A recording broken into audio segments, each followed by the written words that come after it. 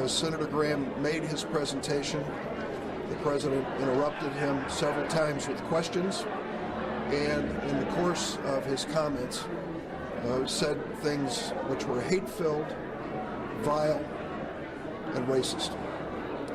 He used those words advisedly. I understand how powerful they are, but I cannot believe that in the history of the White House, in that Oval Office, any president has ever spoken the words that I personally heard our president speak yesterday. You've seen the comments in the press. I have not read one of them that's inaccurate. To no surprise, the president started tweeting this morning denying that he used those words. It is not true. He said these hate-filled things, and he said them repeatedly. He said, Haitians, do we need more Haitians? And then he went on and we started to describe the immigration from Africa that was being protected in this bipartisan measure. That's when he used these vile and vulgar comments, calling the nations they come from shitholes. The exact word used by the president, not just once, but repeatedly.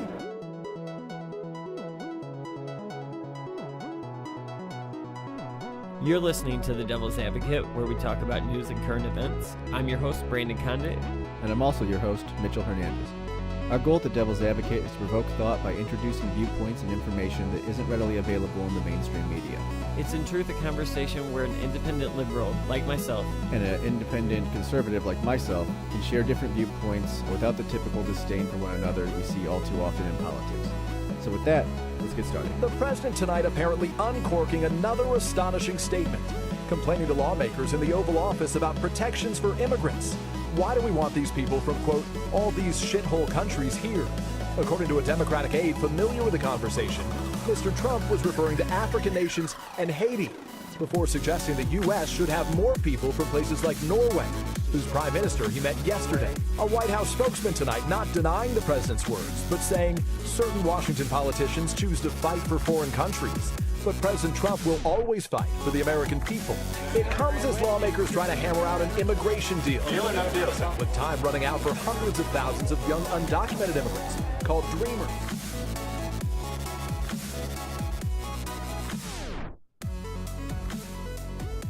All right, and we are back with episode 38 here. Take two. Take two, yeah. I was just not going to mention that we had some technical Too late. I went meta. You did? Yeah, you did. Yeah, so let's see how these conversations go for the second time, shall we? Actually, so what happened was we actually shot this episode a couple days ago in its entirety before figuring out that we had all kinds of technical problems going on and just the audio wasn't usable. But we've had this happen before, not typically with the entire show, but we've had segments that we have, gone for 45 minutes in depth on something, and then been like, oh well, fuck, we lost it.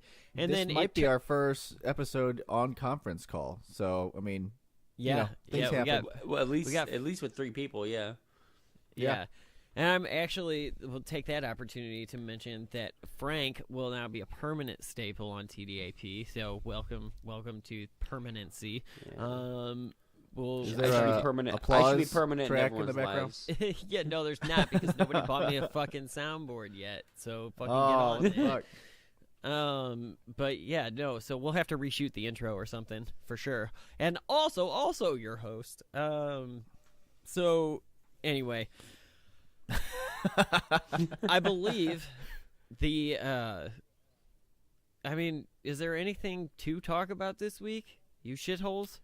I don't know. I'm stuck in this shithole. I don't know if I can talk about anything. Maybe we'll start there. So maybe we'll start with the shithole. If you're living under a rock, then you don't know that Donald Trump said some shit that was interpreted as racist at the beginning of the week, but surely did. So here goes the layman's term, the layman's story, right, version, the TDAP version, if you will. Basically, congressional leaders, congressmen, I believe senators, 3 Democrats and 3 Republicans. I believe, I might be wrong on the numbers, but I thought it was group. It's usually of 6. a small group, and this is pretty common when it comes to Senate Basically, deals. You get a small group of lawmakers, and they come in and work it out. Right. Basically, they formed their own committee on getting this, on continuing to keep the government funded, getting the 2018 budget passed, and on the table in this deal is obviously DACA, which is set to expire soon, right? In March, is that when it is? I think it's mid-March. And kind of throwing a wrench into this is that judge who was just like, yeah, no, we're going to keep it going. Right. So yeah. They're accepting applicants right now. That was an interesting thing too. But so basically, DACA is up to expire here in March, and Donald Trump wants his fucking wall. So those are 2 bargaining chips that are on the table. Well, those Congress people got together. They basically came up with their plan and presented it to the president. And in the midst of negotiations or the meeting or whatever it was, Donald Trump said, in reference to Haitian immigrants, why are they in there? Why do we have so many people from Haiti? Get them out of there. As speaking about the deal itself that they were proposing. And then somewhere when they were talking about Africa. When they're talking about Africa. I almost said South America. I was wrong. There were It's just all the same to you. No, My God. There were actually countries that Brandon's the racist. yeah, subtle, right. But yeah, it's there. Let's take it there. No, but there were actually in his comment about South, because that's the talking point of the right this week is like, he was also talking about Puerto Rico when he was talking about South Africa. Like, that's cool. That doesn't make the statement any less what it was. But basically he said, or no, he did say, well, allegedly. I guess I have to say it that way. So I can't say basically and then say definitively. Like, okay, there's no Hollywood leak tape. He reportedly said. Right. He reportedly used the term shithole countries. Right. When referring to these African other countries. nations. And then, why are we taking El Salvador, people from shithole Haiti? countries? Yeah. Right. So then cue outrage, which I like. Look, if you want my personal take on it, first of all, I completely understand why people took it as a racist thing. He followed up his "why are we taking people from these shithole countries" by "why aren't we taking more people from places like Norway," which understandably he had just talked to the Norway, what was it? A dignitary. I don't know what the position was. So I'm sure Norway was on his mind. But when you basically just called all of the black people in the world shithole from shithole places, and then follow that up with, why don't we take people from 97% white countries? That's a bad look. I understand. He followed that up with, why do we need more Haitians? Take them out. Which is also, so it's just a series of bad sentences. Yeah, so I get it. I get how, if you're looking at it that way, it looks really terrible. But I do think that we've glossed over quite a bit of context. So one of the biggest things that he did before this was they got rid of the Haitian protected status. Maybe not everybody knows, but Haiti had an earthquake about 8 years back or whatever. I mean, to me, the thing I remember is it was Anderson 2010. Cooper going down there. Yeah, it 8 was years 2010. ago. Saving people from the earthquake and all that. So when that happened, we brought in a lot of refugees from that country because clearly the infrastructure was damaged, the country was damaged, and all of that. So the Trump administration had looked at this prior to this whole thing going on and said, their country is normalized for as normal as it's going to be, and we're going to say that your protected status is gone. And that's what they did. They got rid of their protected status and says, you've got 2 years to get your They did that in November back in Yeah. So that's what they had done. So that's the context for Haiti being brought up. And the reason why that's important is because whenever they came in for this deal, the original deal was supposed to be this. It was supposed to be, we are going to change our immigration system from which we've talked about on the show before, from one that is a lottery system that puts people that have family members here first, to a more Canadian system, which is a merit-based system that's based off points. So that was part of it. He also said, "I want to have." Do you notice that Mitch? Do you notice that Mitch always makes sure that he says Canadian system?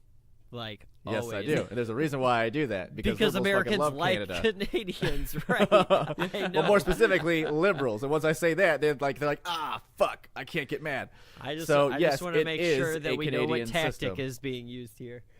I'm totally fine with it because, like I said, it is basically the Canadian system.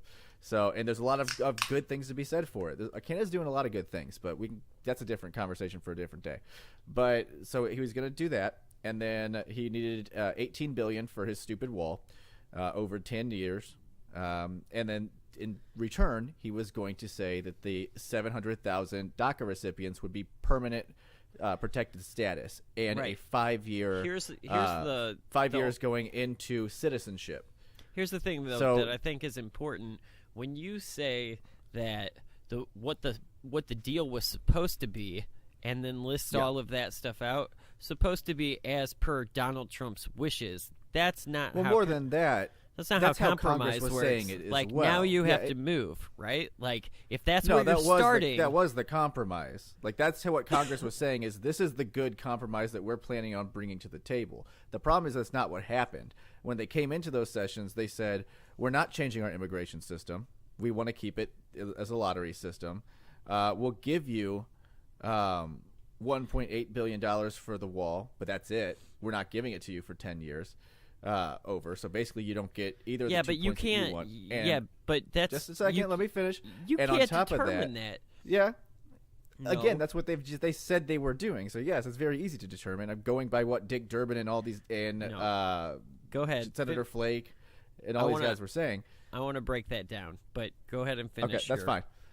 And on top of that, we're going to get the 700,000 current DACA recipients, and we want to add in another 800,000, which includes these the Haitians, to extend their protected status, and a bunch of these other groups that were basically going to be losing their protective status. And so Trump got mad. He said, like, what are we doing? Why are we bringing the Haitians in here? We don't need to do that. And that's when he was dumb and called them all shithole countries.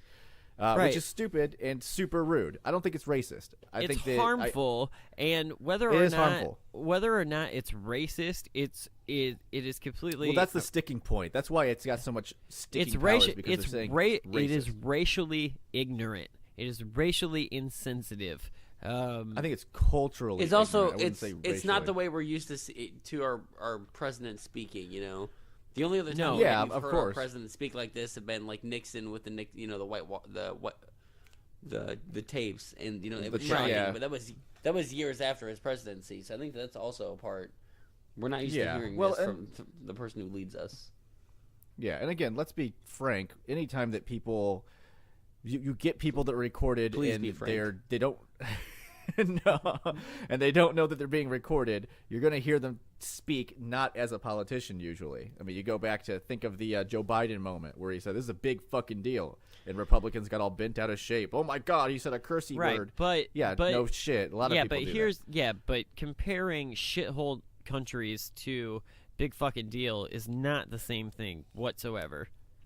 Well, if you're saying it's the language, if that's what you're saying, your point was I'm not used to hearing our politicians speak that way, and we kind of. My point is, it's one thing if he's like, "Oh, these guys are fucking dicks." Like that's different than saying like, "Where you're from is shit. Who you are is shit." Like, yeah. Well, I think that's again. I think that I get where you're coming from. I get how you can get there.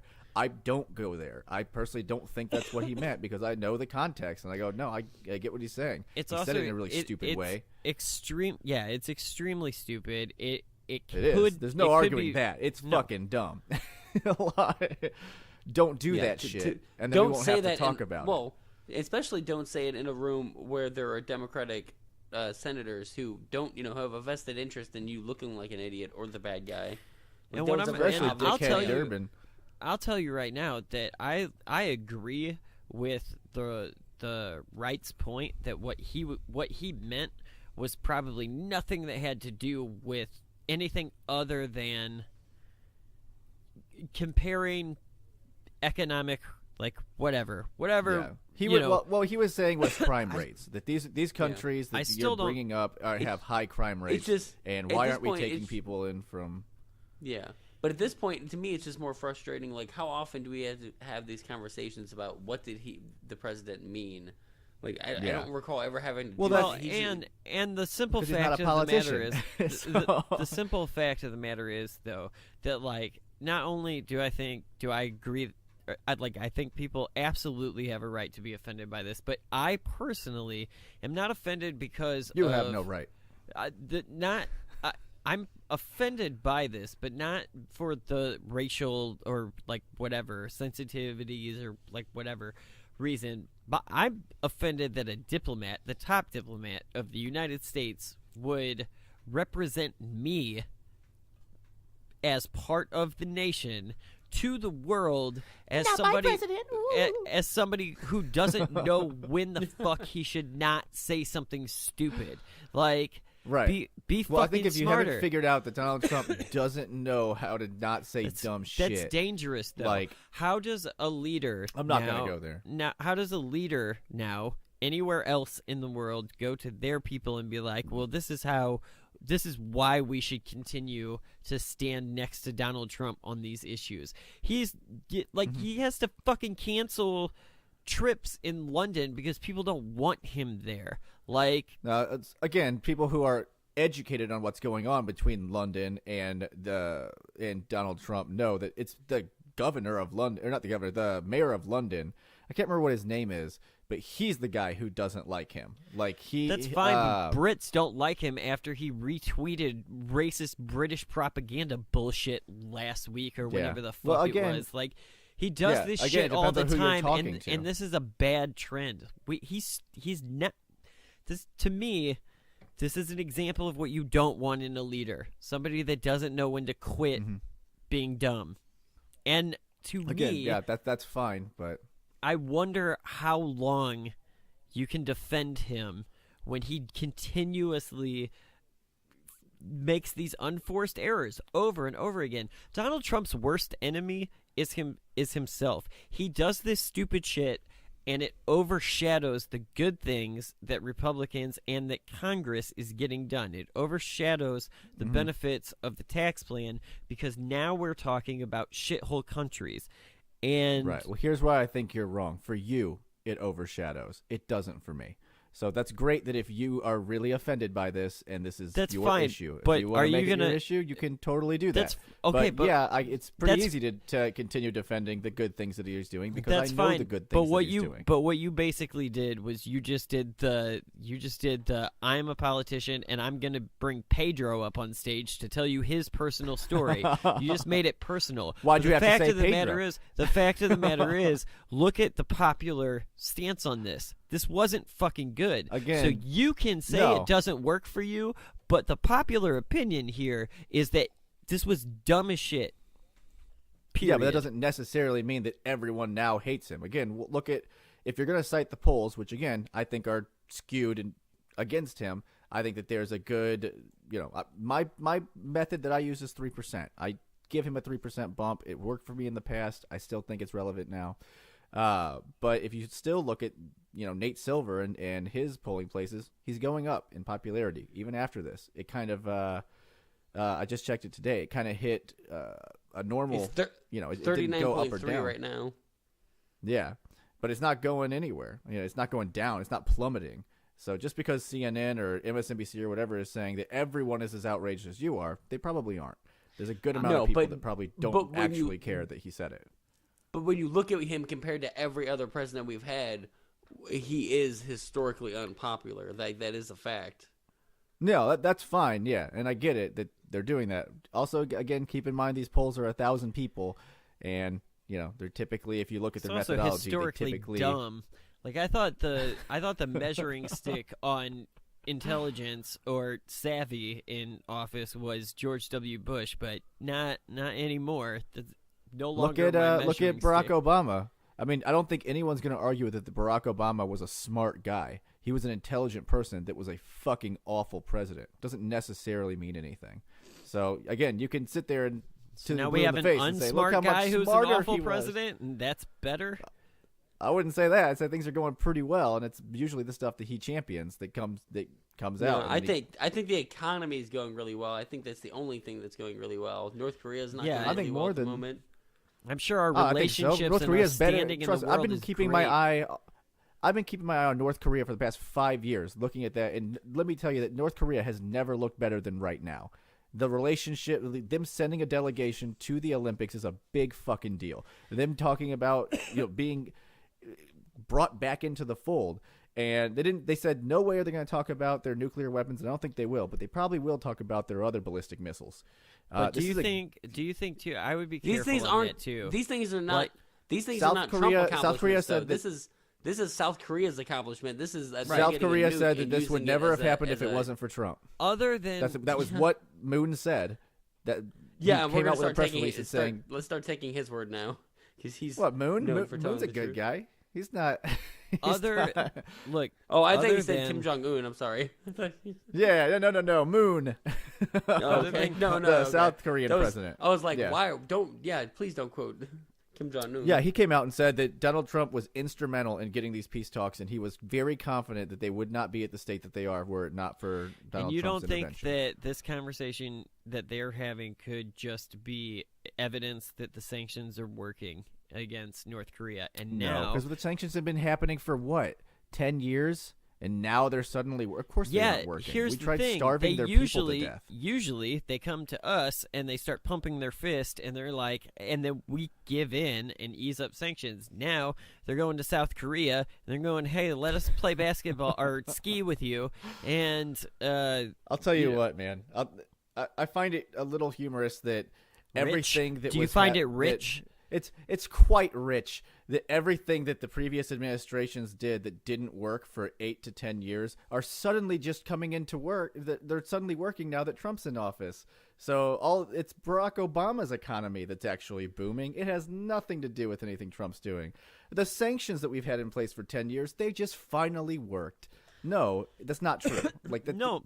You can look at this shit and say no. What I'm talking about is. But you think Trump calling him Rocket Man is helping somehow?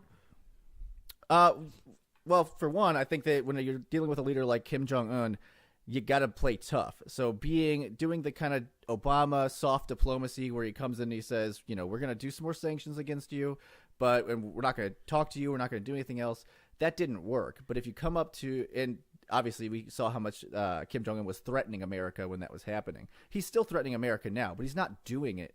He'll come out and say, hey, I've got my nuclear button here. That's just a fact. Are you kidding me? Did you forget about the first half of 2017 where he was launching missiles every 3 days?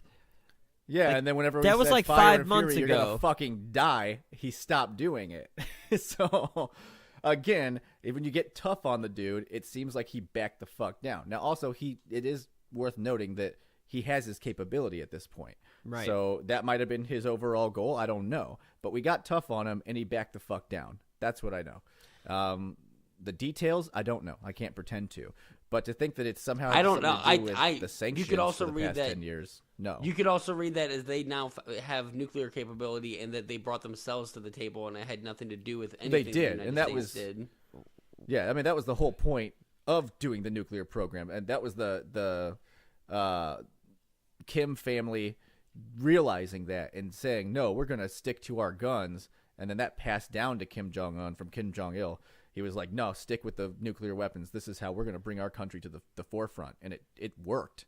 So, I guarantee we're going to have them brought in peacefully. Oh, I guarantee that too. I just don't think that Trump.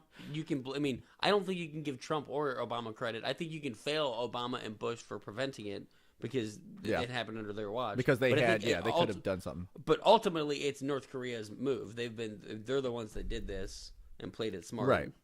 Right. Well, he played it brutal.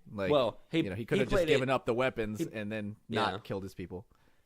Well, he played it smart for a crazy Either way, if we want to bring this back to the topic at hand, when you're in a position where something with North Korea or any ally or any enemy or anything happens in the world on a international scale, and you need allies, then like don't do these dumb things to make it harder for somebody to stand behind you. Like, you don't. Yeah, it's that's not. fine. It's not good whether or not Republicans like the UN. It's not good symbolically when the UN gets up and unanimously is like, "Hey, fuck what America just did." Like, that's not good. What are you talking about? What did we do? They got all pissed off about the embassy thing, Oh, which the we Israel, shouldn't have yeah. moved. We only did that to give the Again, that to me, rhetorical that's blowjob to fucking Israel, and you like it's unnecessary.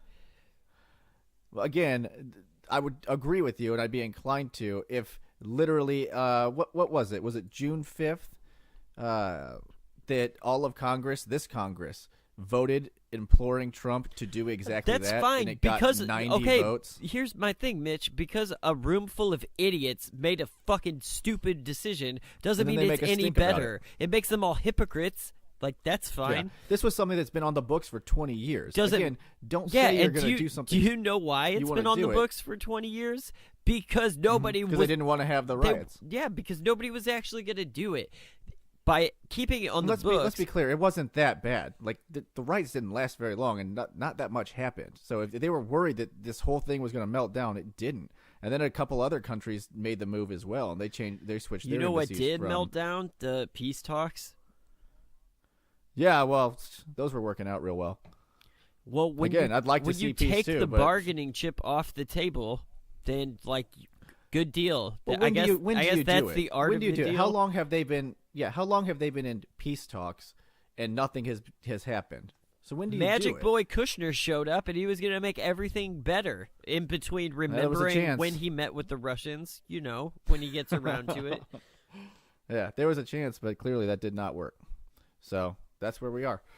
So again, I saw something earlier today that I think it was Rachel Maddow, and she was like, "Name one country where relations are better now than they were later." It's like all of Asia, Japan, Taiwan, China, South Korea. Relations with with these countries are better now. After Trump took office, we have better relations with Japan, way better relations with Japan. We have better relations with China. We have better relations with South Korea, especially. I'm sure we do have better relations with China. You know why? The only ones we don't have better relations with is France.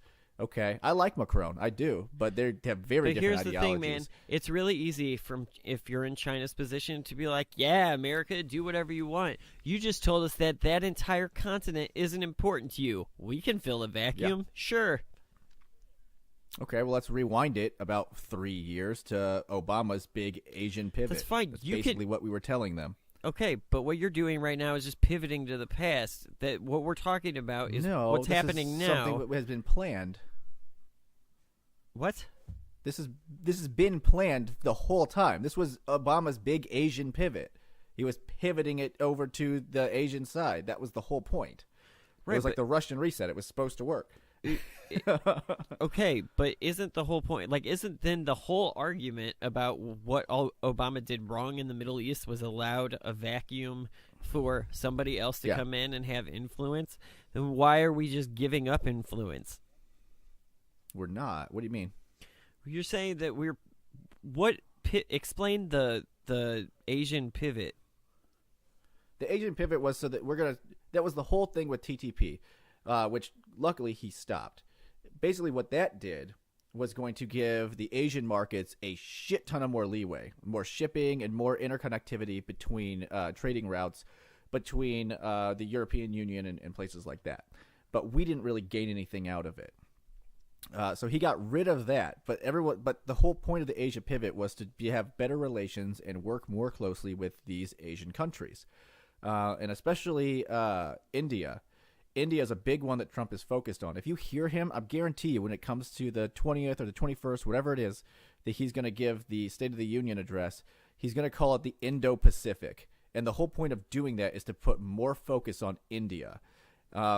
again, that's another country we have better relations. All of that's with. fine, but you're talking about us pivoting to working with Yes. Asian. Okay, what I'm talking about is when you make statements like this, and you basically tell Russia or China or whatever that, like, hey, we consider this section of the map shithole countries, then it's a dumb move. shithole countries are pissed off that you just said that and are more likely to go somewhere else and we're like, that's our business, right? That's what we do. We sell shit to the world. So if they're buying, but not really to those regions. Why? Because they're shitholes. No, because we just don't actually do it. We just don't. Our biggest export is petroleum. They can get theirs from Saudi Arabia. We just don't really need to do it. I guess so. Sorry.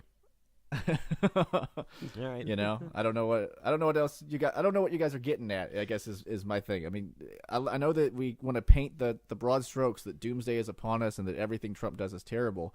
And No, I mean, I'm agreeing with you that what he said was stupid. It was. But if, when people start saying the words dangerous and it's hurting our reputation and all that, I don't see it. It is. I just don't it is see absolutely hurting our reputation. It's stupid, but I have not seen anyone come out that came out. I haven't seen China come out. I haven't seen Japan come out and be like, "Oh, we're not working with this guy." Well, no, but I what think you that see the is ambassador to Panama pieced out. Okay, I also think, but what you do see are internet videos criticizing him and the citizens of other countries laughing at us. Like, while that's fine. They laughed at Obama too. Not nearly as much. I don't know about that one. Yeah. Look at the poll. Look at the polls. Europe liked him. Yeah, Europe liked him a whole lot. I don't know about the rest of the world. The polls are rigged against any Trump ideologue. So no, just don't trust. Just don't trust the polls because again, I'm someone who reads the methodology to all of the polls, and you I realize will tell though you that most of them are fucked. even the polls that the right cites as super wrong leading up to the 2016 election, they weren't really that wrong. They missed chunks of voters in certain districts of certain states, but overall the polls were right. Well, again, I agree because I was looking at all the polls. The problem is CNN and the media wasn't reporting on all the polls. They were reporting on the ones that made Hillary Clinton look like she was 12 points ahead. That's why you go to someone who uses all the polls. Look at Nate Silver. He gave it a 10% odds that Trump would win in exactly the way he ended up winning. I still think real clear politics. I still think is much better than Nate Silver. I think that Nate Silver does not take. They're incredibly close in a lot of their method. I mean, if you read them, even to the way they do Trump's approval rating, they're usually within a few points of each other. Yeah, what I didn't like about Nate Silver was the predictability. I didn't like that he was giving, Trump's got a 4% chance. For a while there, it was like no chance, and I was like, I don't think that's right. And I think I think for a while there it was like no chance.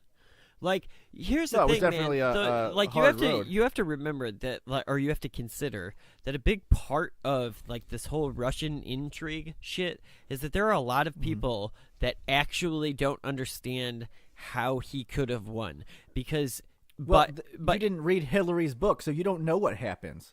I did. Yeah, that's fine. But really, it was Comey and the Russians.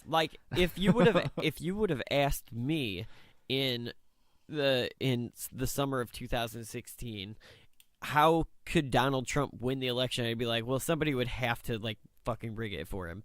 They would have to because it's not going to happen. But it wasn't, so you were proven wrong. Well, we'll find out.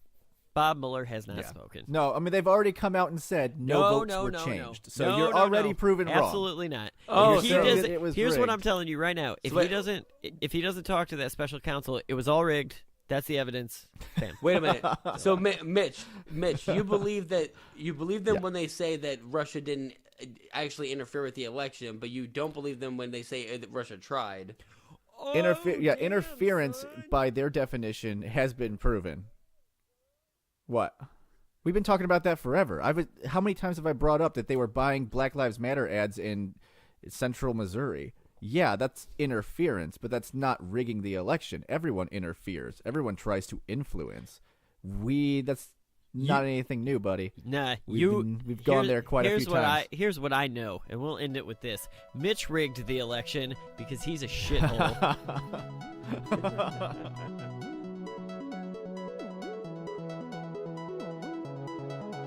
President Trump's lawyers are anticipating a request from Robert Mueller's team to interview the president. And what they're trying to do is define the parameters for a possible interview to limit its scope.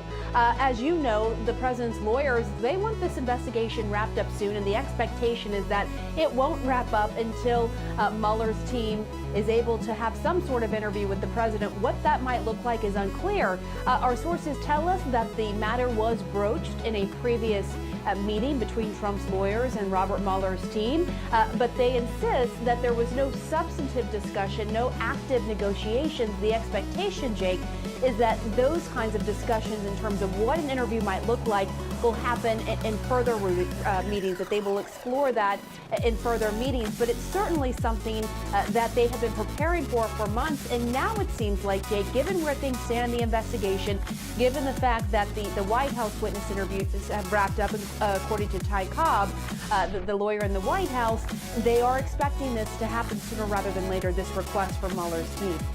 What about Sheriff Joe Arpaio? We've just learned this controversial figure who was pardoned by President Trump after being convicted of contempt of court has just told the Washington Examiner, this just happened, that he's going to run for Senate in Arizona. What do you think about that? I think it's exciting. Look, I'm a fan of him with regard to what he's done on immigration. I've sat at many roundtables with him in Arizona with various candidates, and I think he is strong on law enforcement. He is clearly someone that wants to continue the president's message with regard to border security and being tough on immigration and tough on crime.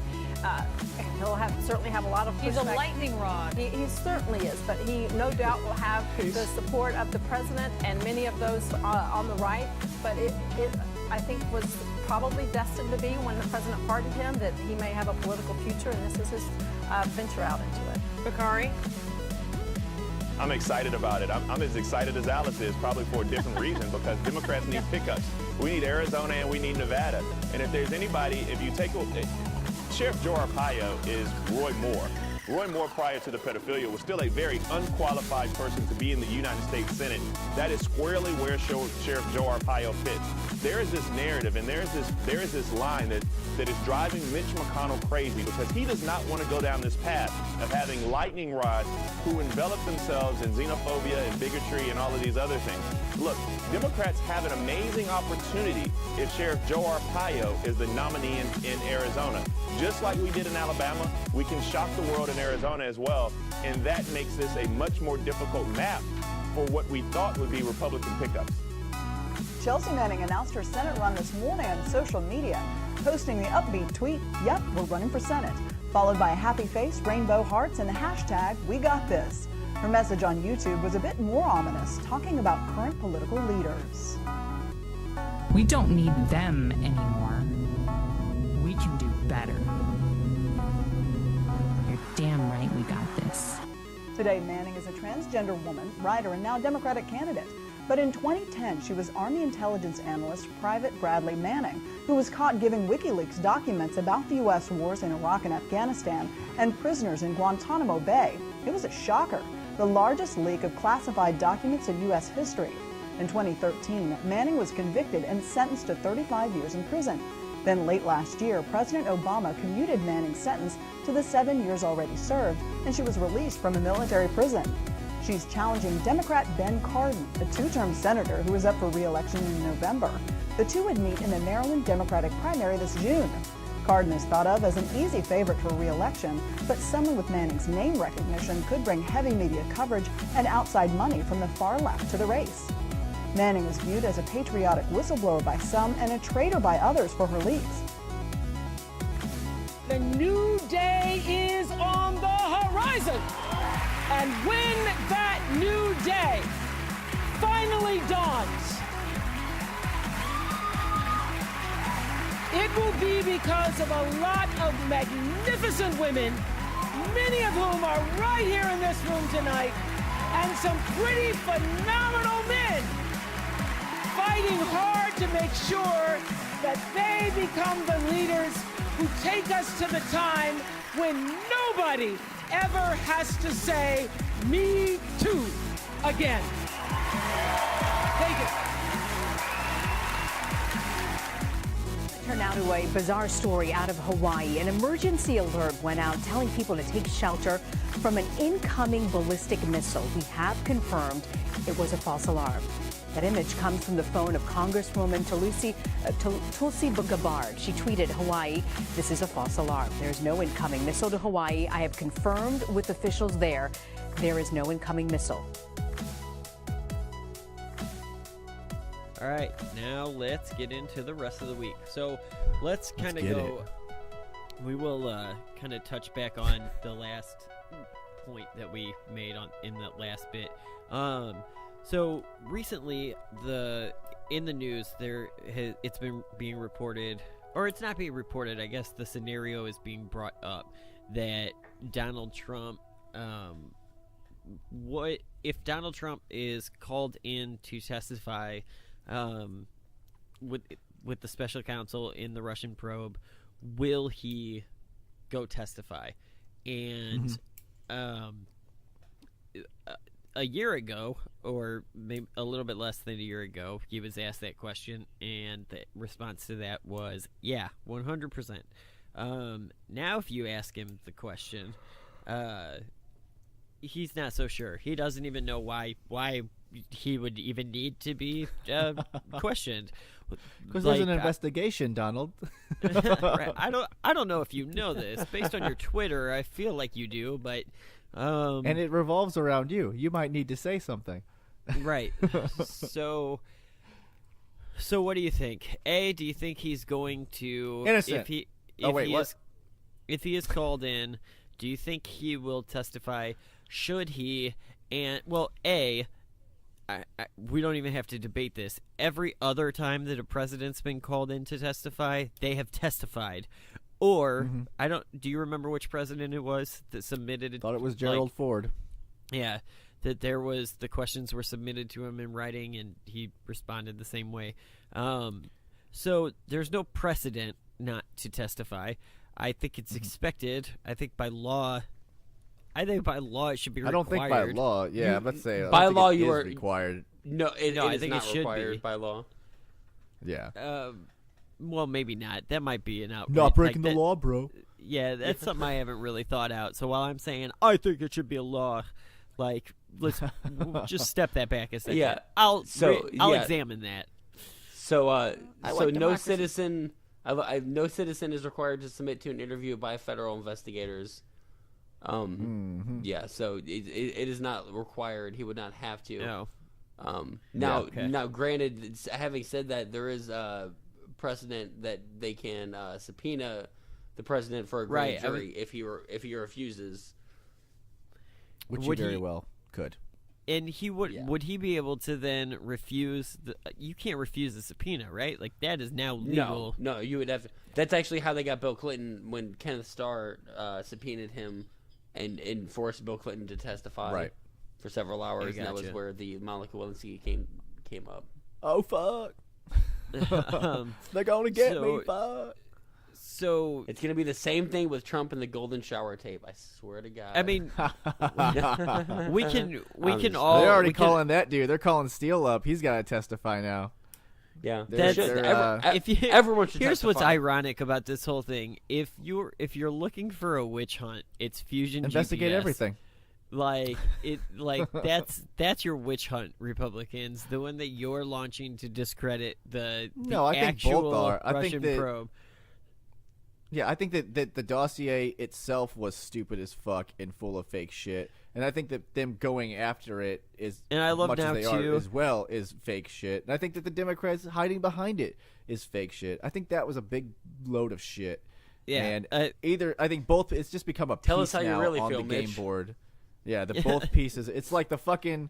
They're playing soccer, and that's the ball. They're just kind of kicking it back and forth, and not really doing anything with it. And now Sean Hannity and Fox and Friends, in their infinite journalistic integrity, are reporting that anonymous sources are saying that the FBI paid for the dossier and whatnot. And it's just like, Well, dude, like, my problem isn't even if that turns out to be true, fine, but don't spend 4.5 months being like, oh, New York Times, anonymous sources, and then be like, well, I've got a guy on the inside. Like, well, fuck you, anonymous dude. sources are where it's at. Yeah, we know that the Republicans paid for it, and we know that the Democrats paid for it, and we know that they paid the Russians for it.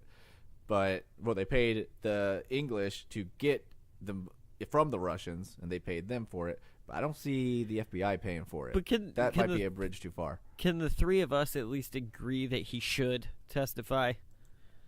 I think that I don't know about that. I think that he should answer the questions. I'll put it that way, because I do think that if he What the fuck does that mean? So, yes? I'll tell you what it means. I think that if he goes in and he testifies under oath, he will fuck up. And they are looking for him to fuck up on something stupid. The first question they're gonna ask is, how big were your crowds on Inauguration Day?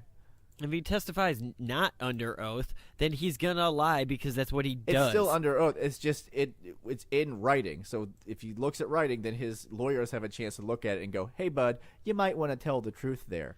And then he's gonna have to tell the truth. But and then I think that he's gonna save himself. But Mueller's team could always reject the offer that, like, to written questions. Right. They could always say that. Yeah, that's what I was gonna say. Yeah. And I think they would. I don't think they would, because they don't want, pre-answered questions. What's the point of him even showing up if it's going to be written down? Well, that's the whole thing, though. It's been used before, and again, unless they have some sort of solid evidence that they can cite showing that they have reasonable, a reason to suspect himself, then it's just a formality, and he doesn't need to show up in person. Yeah, and unless you're trying to do that. Unless they find something. Look, we got to remember how this all works too. It could be something they could compel him to come in under oath for something completely unrelated with him. They don't need any dirt on him. If they find something that Donald Trump Jr. wasn't supposed to be doing in that meeting, if they find something that Kushner wasn't supposed to be doing, or somebody that was close to him. Right. And especially, I more think of like the people that are part of his family, because I think we've talked about it before. Like, I think that's a very, like, that's his line there. Like, that's the no-go. Yeah, that's the no-zone. Now, Donald Trump could be politically smart. Unfortunately, he's not politically smart, but he could. But I think, but pleading the fifth is just shouting, "I'm guilty" anyway. Like, it's its own double-edged sword. But I think that in the long term, again. Go watch Hillary Clinton tell you that she doesn't remember everything, and then like, well, she yeah, clearly dude, doesn't remember. She clearly doesn't. It's like, really? I thought you gave an interview like 3 days ago where you were like, definitely did not smash phones with hammers. Didn't happen. Don't remember, actually. Donald Trump clearly meant what his spin team told me after the fact. Like, that's what he meant by shithole countries. What his spin team said. Thanks, Sarah Sanders. No, we know exactly what he meant by it. But, again, going back to, I think that if I were his lawyer, I would tell him, do not testify in person because you're fucking dumb. Well, yeah, if you were his lawyer, that would be why he's paying you. Well, I'm assuming that's what his lawyers are saying But what happens if he gets subpoenaed? Then he's gonna have to testify. Then he's gonna say something stupid, and Democrats are gonna have a field day because that's gonna happen. We could be looking at put this that regardless. on the board. Yeah, if he testifies, they're gonna get some. Just look at what they did with Hillary Clinton for the Benghazi thing. That was like 9 hours. And they 11, finally got what they 11 hours. 11 hours, stupid amount, and they finally got the what difference does it make? They're gonna get something out of it, even if it's fucking trivial and dumb and doesn't matter in one way, shape, or form. That's politics, and they're looking for it, so they'll get something. You've got enough shit on your plate, and you say dumb shit. Don't go. Like, I am gonna tell you though, that's what I'm saying. If he does refuse to testify, like it becomes a lot harder to be like at that point, whether it's true, whether it's true or not, you want it to be true though, and there's the difference. I don't want it to be true. What I want it to be is why over. It could be smart not to do it. Yeah, that's fine. But we just explained why it could be a smart political move for him not to go, and I get. But it makes you look guilty as shit, dude. Like, you're gonna tell me, like, because if there's nothing there, then go in and do it. And again, it's the little shit. It's the little trip-up moments that he has to worry about. I don't think he has to worry about the Russia thing. I think he has to worry about them asking what color your tie is. It's beige, and it's fucking white or something. You know, like that's what he's got to worry about. So you can say it makes him look guilty. You're really going all in on the witch hunt. No, I'm sorry, dude, but when we break it down and go, this is what I think. I don't think there's anything with Russia. I think it's very plausible that he's just going to say something dumb.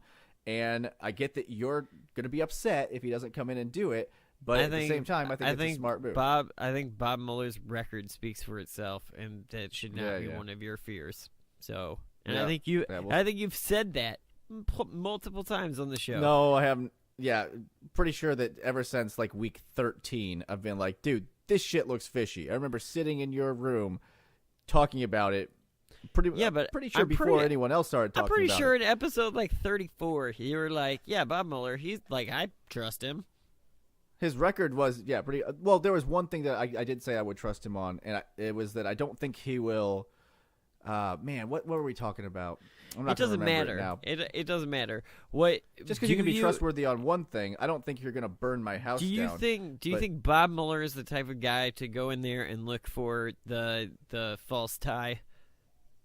Yeah, I do. I do think that he will try to trip him up if he gets a chance to. I'm not buying it. Sorry. Really? So when it happens, honestly, are you going to be like, well, fair's fair? I think he'll try to get him on something, but I think he's going to try to get him on something legitimate. I think it's going to be something related to his business dealings. Okay. Or so when it his happens, then we'll see. Like when he comes in and it's something stupid, and then they prosecute for it, or they like. Try to You're not gonna hear me screaming perjury unless what he perjured himself on was like, I didn't take those rubles. Then like, so can I? Yeah. Can I ask? Okay, so if they get Trump in there and they ask him about Obama's birth certificate, and he claims the president is not, like, would you be legitimately mad because it's been proven to be a hoax? I'd be irritated. I mean, again, at that point, he's their opinion, regardless of if it's the president or not. Yeah, but that's clearly just like him. Do I think it's crazy and stupid? Yeah, absolutely. But he is entitled to his opinion. It doesn't change anything. It's How awesome would it be if that was really the question that took him down? That'd be hilarious. I would appreciate the irony of it, but I would also be pissed. You want to talk about appreciating the irony of something. Donald Trump tweeted this week about Fire and Fury author Michael Wolff. Fire and Fury. And he called him. He was the flavor of the week. What happened to him? He called him mentally deranged, which ironically breaks libel laws. So now Michael Wolff has a case and Donald Trump doesn't. Like, that's amazing. Michael, he has a what? He has a case for slander and libel for being called mentally deranged. I don't believe you can sue the president. I don't believe you can, if I'm not mistaken. I don't even care. That's like him coming out and being like, "You're a shithead." Libel. No. Somebody sue. Right. I get it. I get it. But like, it's amazing. I know you're going for anything you can get, so that's fine. But is that what it is? Is that what it is, or did you just miss the punchline? I heard it. So all right. Switching topics. Yeah. All right, what do we want to go into now? I guess let's do this. Let's go into this midterm thing real quick. Oh, yes, do that. Arizona and Maryland both are trying to. They're both they have entered a competition amongst themselves as who's going to be the next one another, Alabama. Yes. Yeah, they're like, Roy Moore, hold my beer. Arizona. Joe Arpaio, Sheriff Joe, racist Sheriff Joe. Just when you thought he was gone, he comes back. He just comes on back. Explain why he's racist, though, for people who don't know. So, well, go ahead. You know more of the details. I know that he was in charge of their jail somewhere, right? Yeah. Was it? I guess they were saying that he had some sort of like tent prison going on for right. basically like minorities and shit. And if again, people listening or you guys, correct me if I'm wrong. I believe it had something to do with deportations. They basically like rounded them up, and before they were deported, they were put in these like jails. Well, and he was targeting like he was having his police pull over Mexicans for being Mexican, and I know all about that. And then, Hernandez, huh? If they didn't have papers on him, he was basically rounding them up, and he was convicted because he was told because he was ordered by judge to stop the way he was using the law, and he didn't, and so he was convicted by Eric Holder and the Obama Justice Department of what was he convicted of? I don't remember. Contempt of court, like the exact being a racist old dickhole. Yeah, you gotta stop. Like you can't just be like, you're. He was convicted. He was convicted of criminal contempt of court. He was also accused of a slew of things: abuse of power, misuse of funds, failure to investigate sex crimes, improper clearance of cases, unlawful enforcement of immigration laws, election law violations. But he has been charged an upstanding citizen that you would want representing you, right? Right. Yes. Yeah, but he's good enough to pardon, so whatever. Right. But so what was great though about his announcing his candidacy is he went on.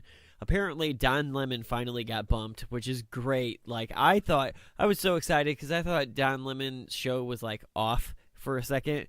I was like, who the fuck gave Chris Cuomo a show, and why is Don Lemon not on? That's amazing.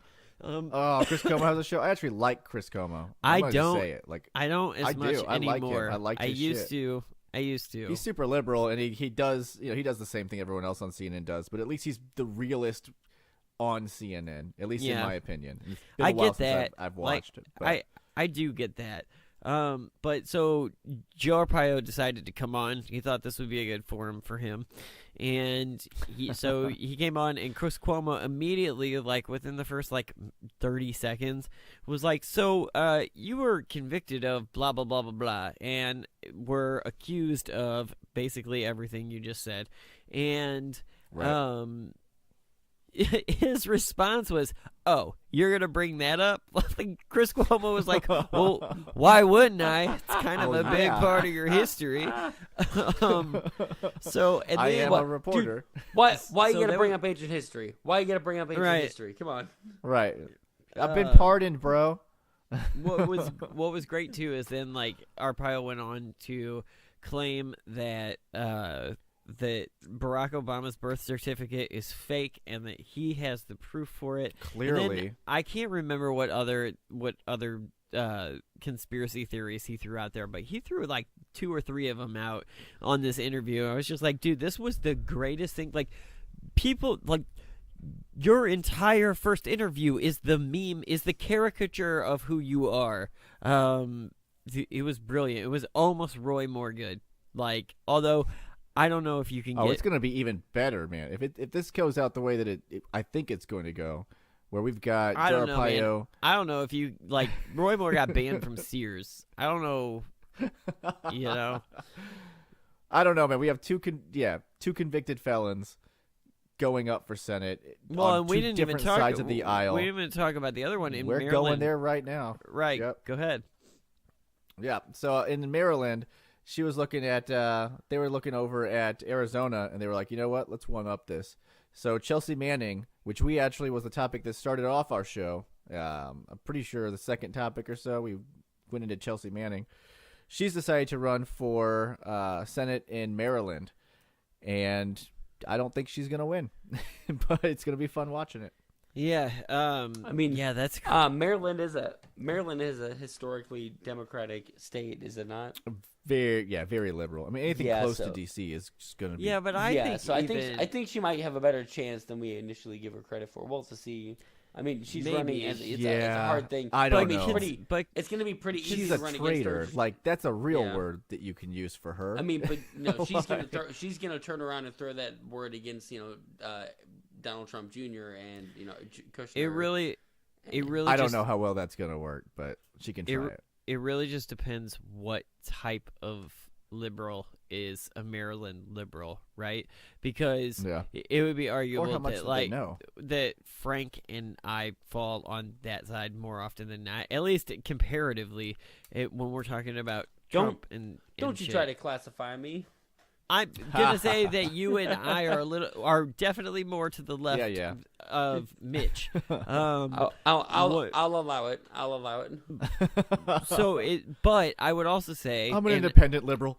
I can't speak. I won't speak for Frank. What I will say though is when I saw that Chelsea Manning was running, I was like, oh come on, like why are you guys gonna do that? Like so. There is a different type of liberal out there, though, that is going to go all in on that and just be like, transgender is the only thing I see, or that's my issue, or whatever their reason is for going all in. Whereas I kind of stop at convicted felon, like that's, all right. So when Obama sends you to prison for like 7 years same for way. being a traitor. Yeah, I mean, I view it the What's same great, way. What's great is that these are like, I'm not going to compare. Well, I mean, I don't know. This is just it's such an interesting thing because like both of them are convicted felons. One of them had their sentence commuted. The other one was pardoned. Like they both have done really, really questionable shit. And it's just like, what the fuck? We thought 2018 was going to be better than 2017. And this is how we're starting. No, it's going to be more fun. What you guys don't stop. What you guys don't realize is that in a couple months, Edward Snowden and fucking Assange are coming back, and they're both running for office. Shit's gonna get I'm not crazy. even a citizen here, but I'm running. Yeah, right. The second that would be great. The second that Assange steps his smelly ass out of the embassy, he got citizenship. He's out of the embassy. Is he out of the embassy now? Are you sure? I don't know if he's out yet, but he is getting citizenship. Because a report. I promise you he is. I promise you that a report here. I hope this is the reason why Did you see it? The report that said that like people at the embassy are complaining that he smells so bad, like that his hygiene is so bad. That's a smear. That's a total smear if I've ever heard one. I heard this guy smells like shit. What sucks is that came from Fox News. That article was from Fox News. So we stop watching Fox News. Okay, I'm glad. I don't know how many times I gotta say it. I'm glad you verified that though, because I didn't want to be like, "Did you see that Onion article?" That's like, yeah. The Fox News is the Onion. Yeah, like Fox they're just dumb. He is still in the embassy though. Yeah, as far as that, he has not gotten out of there. Yeah, well, I assume he's there, but look it up because I'm pretty sure he is going to be getting citizenship. That's a done deal. But I don't know if it's passed yet or gone through. But I had not. Heard that. I will look it up now. Do it.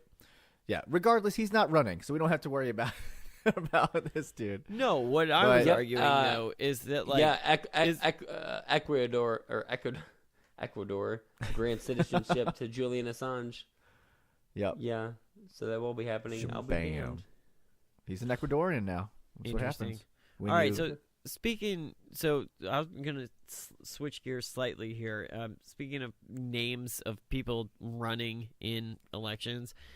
Oprah has been now brought up for the 2020 presidential election, and it's really interesting the way she's kind of being received. All of this coming off her Golden Globe speech. It was okay. And yeah, I mean, I 3 out of 5. I had told you before, like watching the 3-minute Cliff Notes version of it is better and more inspiring than the 9-minute version of it.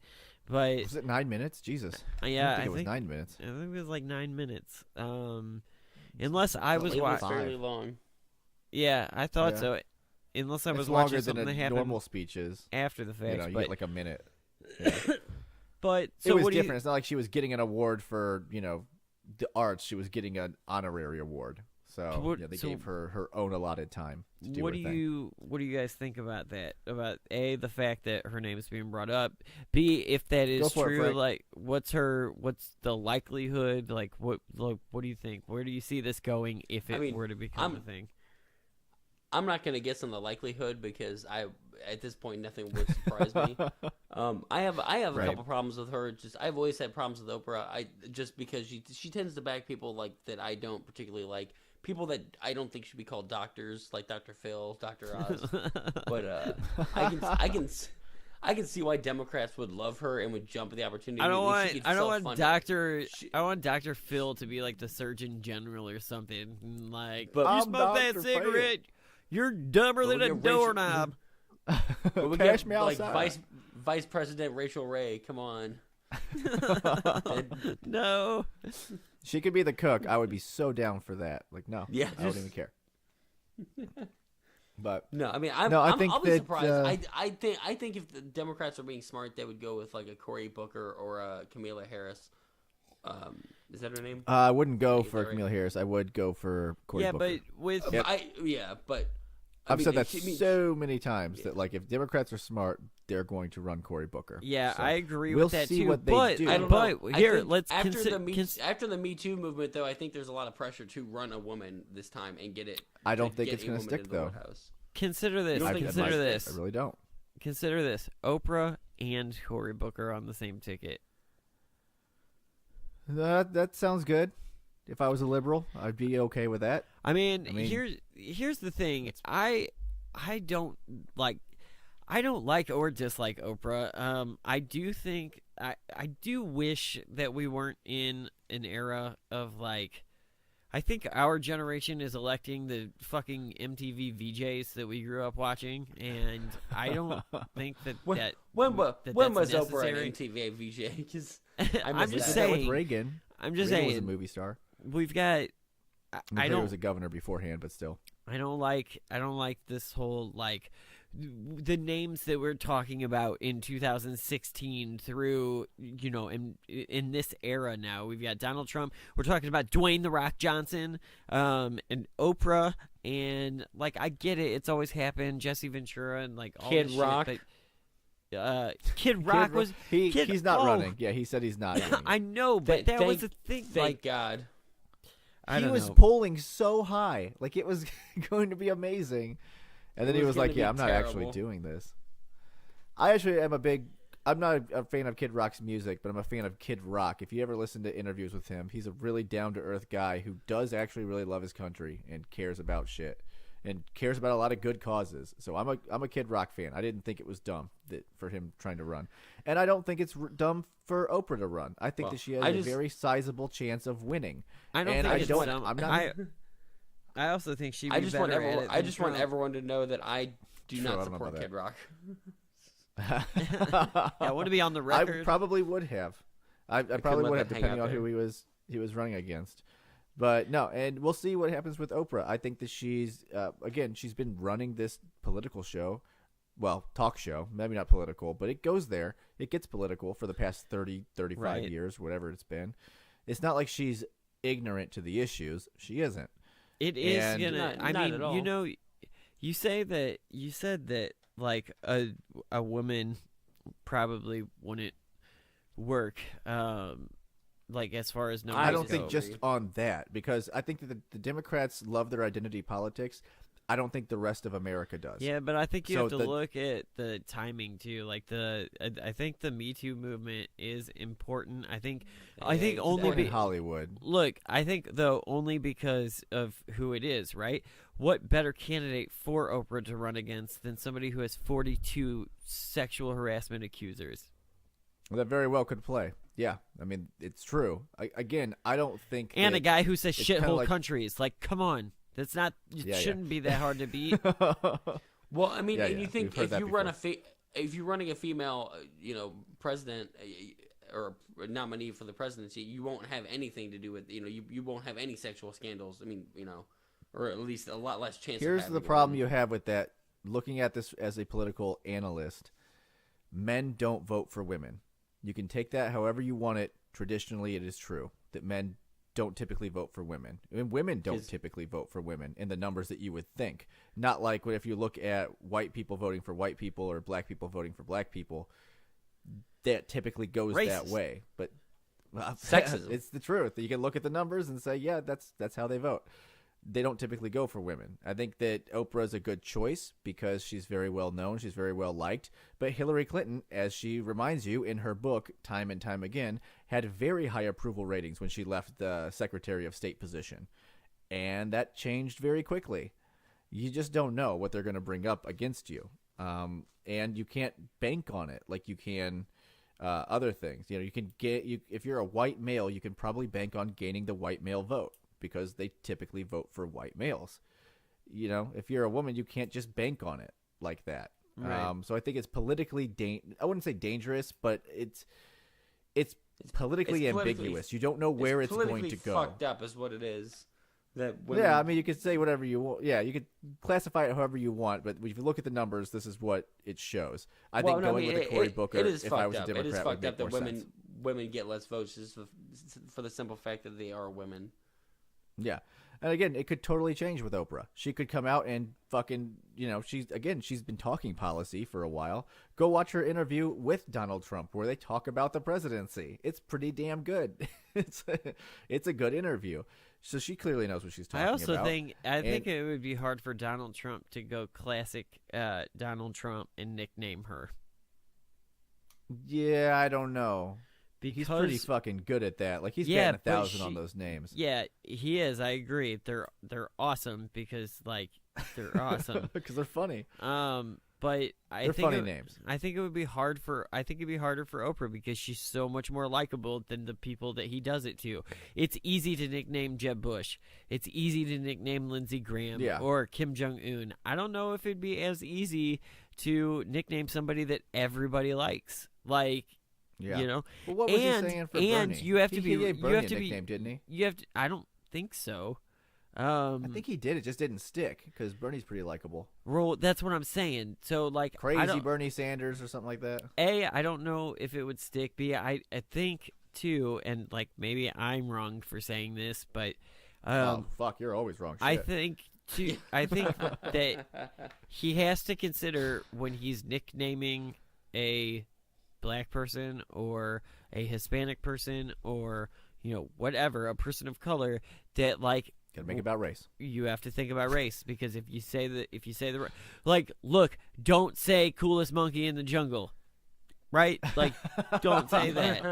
And yeah, that could backfire though, because if you go too PC with it, if he says, you know, oh, we're gonna call her Whinin' Oprah or something like that, and then people try to make that into a racist thing, it could backfire, and people could be like, where's your outrage? That's not racist. Right. We saw that time and time again where they're like, no, it is racist. Trust me, it really fucking is. And the majority of people said, yeah, no, I don't see it. Sorry. America's the only place where people get more offended about being called racist than about being racist. So let's I don't know about that, man. It's a big world out there. Let's jump into that monkey jungle story, because obviously I just referenced it and should probably explain what I was saying there. H&M got into some hot water this week because apparently they didn't catch our segment about the Dove commercial several months ago. But they put out an ad, and Mitch, I know you saw the ad. It was like a three sweat. What was it? What was the advertisement? What, the Dove ad? No, not the Dove ad. The H&M ad. Okay, so yeah, it was like 3 kids. I think it was just 2 white kids and a black kid. And they all had some sort of, goofy message on their shirts that they were modeling. I can't remember what the white kids were, but the black kid's shirt said, "Coolest monkey in the jungle." Now, if you're American, you probably understand why that's fucked up. Well, or based on what happened today, if you're South African, you think that's pretty fucked up too. You probably think it's super fucked up. If you're and it is fucked up. Board of H&M British white dudes, you probably don't know why everyone thinks it's German. But H&M is a German company, right? Isn't that true? Well, but it was Nazis. The English branch. It was the English branch that ran the ad. Germans probably just stopped listening to this because I just did that. I know, calling everybody Nazis. Right. Well, that's because we have a history here on TDAP of Nazi. It's actually only a history between the 3 of us. Our audience has never heard it. I mean, they have, but they don't know. They don't have the compilation of out of context. They hear it in sound your bites. voice. It's a subtle Nazism. I will. I hear that. I will WikiLeaks that racist trove of comments and snippets I have. It's not. First of all, it is not a racist trove. It is an out of context I think it's pretty racist. about racism trove. Well, if you taken out of context, they sound pretty damn racist. We're all one Pedro. We're all one Pedro. That's just true. Yeah. So anyway, H&M probably should, everyone's lost. H&M should probably not have used that sweatshirt for that kid. Now there is the argument that I've seen online that like, well, his parents made that. Like that's fine, but like you still have to know as a business. The mom that, came like, out. Yeah, the mom came out and defended it and was like, "Get over it. It's not racist." But who gives who a shit doesn't what think she that? thinks? Like, to be honest with you. Exactly. It's just one more opinion, Everyone Right. can have their own opinion. I don't think it was racist. I'm just going to come out and say that, no, I don't think that it was intended to be racist. I sure as fuck can understand why you would think it was. I'm definitely not.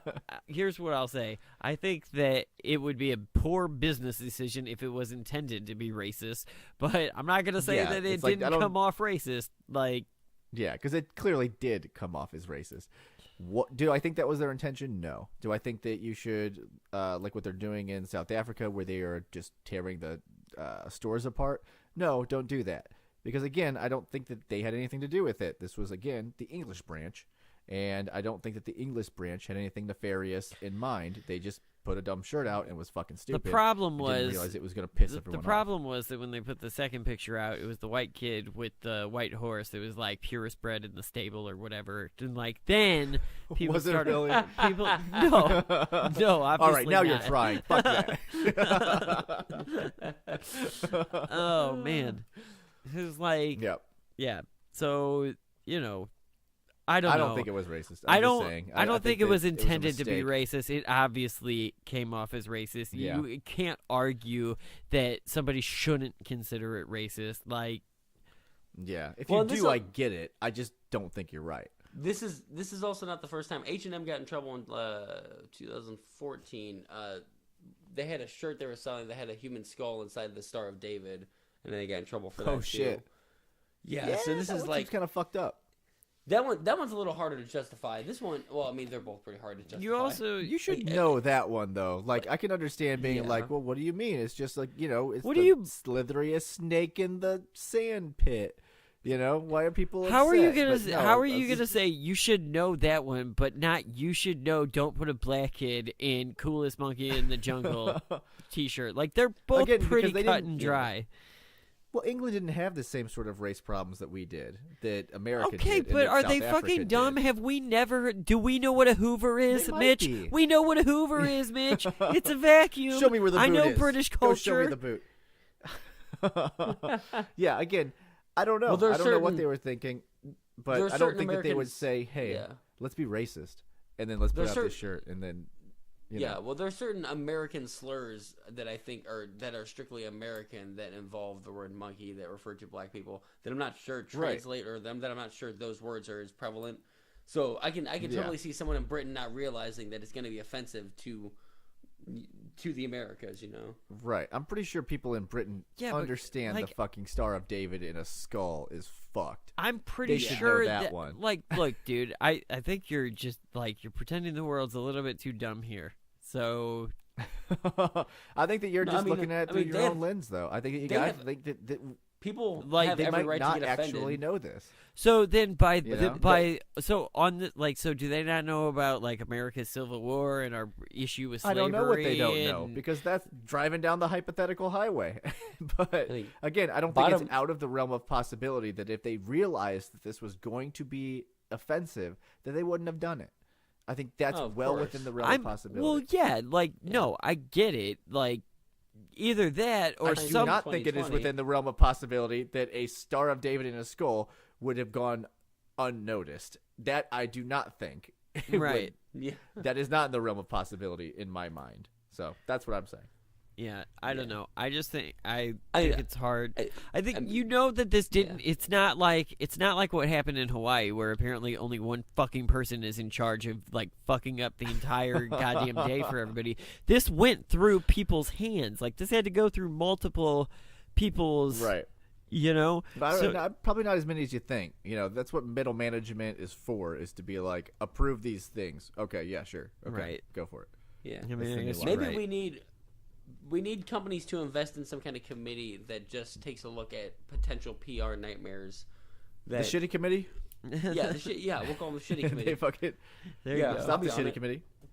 Speaking of the shitty committee, it was a shitty day to wake up in Hawaii on Sunday, because apparently only if you wanted to live, right? Well, because usually it's beautiful there, but on that day, nuclear annihilation was on the forecast. So, and that's because and I'm sorry, dude, but the explanation is not good enough to me. Like, I've got a more in-depth explanation that I will share with you now. It's so dumb. It's the best thing since the dog ate my homework. It's so simple. It's so stupid. So here's what happened. Basically, in Hawaii at 8:12 in the morning on Sunday, a Amber Alert style broadcast of the triggering of the emergency broadcast system came up on TV and on the radio and was sent out to people's phones and posted on social media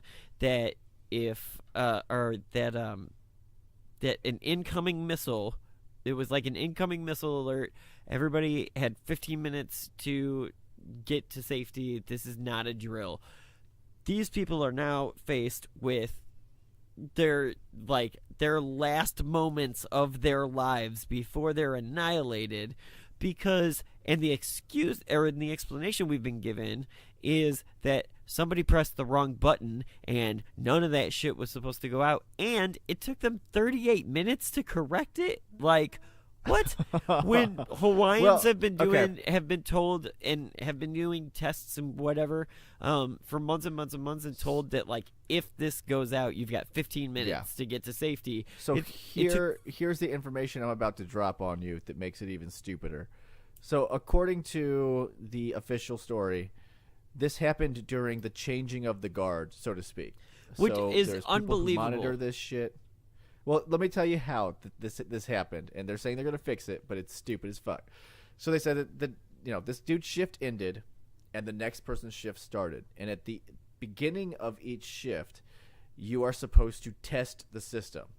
It's either at the end of each shift or the beginning of each shift. I think it's at the beginning, and there's literally a drop-down menu that says "Test Nuclear Warning." And then literally right underneath it, it says nuclear warning. And he fucking clicked the wrong one. And there's nothing that asks you, are you sure you want to warn people of nuclear death? That doesn't happen. And it just goes out. And he fat-fingered according it. to he just fucking... My favorite... Trust me, man. I work with computer systems all day. You click shit that's next to other shit. We've all done it on our phones. We've all right. I don't understand how this hasn't happened sooner. Like, no. I don't understand how this is the first time this has happened, because that seems easy as fuck to do. I don't understand how you make them two separate folders. So you have to click into a folder and then click on the button. Why? Or just be like, "Are you sure? Why? Do you really want to cause the nuclear panic?" Here's what I want to know. Like, why is the button? Because this is how I imagine it, and I know this isn't right, but this is how I imagine it. Like, you get to work, you clock in, and it's like, clock in 7:02. So like, I'm gonna set that back to 7 o'clock because I want to get paid, because this is a government job. So I'm gonna get paid all those dollars. So clock in. Are you sure you want to clock in? Sure. All right. Now scare the shit out of everybody in the state. I'm like, okay, there you go. Those buttons should always be right next to each other. The scare the fuck out of everybody and the are you sure you want to clock on? Those should always be on the same system and attached to each other. And then it'd be fine. Now, can you imagine what this dude's face must have looked like once he fucking hit the wrong? Because I know. How are they saying that he's been reassigned? That means we're doing nothing. Well, they're going to change the system. Now they said it's going to be a two-party. That's cool. Fire the dumb fuck who caused the issue. You caused a statewide I don't panic. think, again, especially seeing how it went down. I don't say fire him. Like, anybody could have made that mistake. I guarantee I would have made that mistake. Like, you literally I would say dragged fire out a menu. you. I want to fire you now. Maybe that's just do it, Brandon. Do it. I don't understand why. I don't understand. Like, fix the system, fix the safeguards that clearly are out of date, but don't fire the dude because anybody could have done that. I could watch it all the time. I need a scapegoat, so fire him. It seems like a real like designer error. Like whoever designed this really didn't think it through, and they really should have been a better system. It's a fucking miracle that it hasn't happened 800 times already. Yeah, what are they using? Like a floppy disk computer? Like they've got the old school Macintosh? Well, our nuclear codes are on floppy disks, so there's that. We really do, as part of the infrastructure bill, we really do need to spend a lot of money upgrading our fucking computer systems to something relevant because a lot of them are ancient and obsolete. Yeah, the library now takes credit cards, so I'm happy about that, and so does the DMV. Yeah, they joined the 21st century right when libraries became obsolete. They finally got it. I like my library. All right, we got anything else? I love the library too. It sounded like we did, but then Frank was like, "Nah, fuck it, abort." No, I just want to give the library a shout out. Do it. Shout out to all the libraries. Yeah, I want to give fast food joints a shout out. Shout out, guys. Yeah. I like your fries. Shout out, bro. Every week we should end the show with shouting out inanimate objects or just a random thing. Yeah, absolutely. I like lights. So there you go. Let's end on that note. All right. Cool. That's a good lights. That's it. Yeah, let's do it there. So remember to follow us on Twitter and Facebook at TDAP 2017. The episodes are available weekly on Google Play, iTunes, and anywhere else that podcasts are found. I think I don't have anything else for you. So with that, here it is, your alternative fact of the week. I don't have regrets. A few mistakes, yes. Everybody makes mistakes. Was the birtherism a mistake? When you have a... Oh, now you're bringing that up. Well, why wouldn't I? I'm going to tell you something. It doesn't matter? You want to be a U.S. senator and you were part of a campaign to delegitimize a president of the United States? Matters, no? No. I started this because of fake document, a government document. I didn't care where the president came from. I didn't care at all.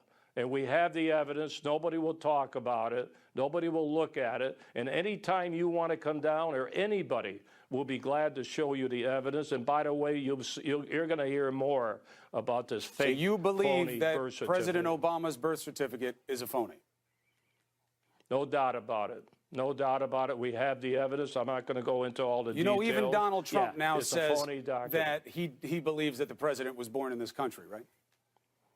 He never said about a fake birth certificate. That's the only thing I was trying to prove. He never said if he had a fake birth certificate, was a then fake. He wouldn't be legitimately born in this country, Sheriff. It takes us to the same place. It doesn't matter whether you want to talk about a forged instrument or anything else that was fraudulent. Either the man was born in this country or he wasn't. The good news is we know the answer.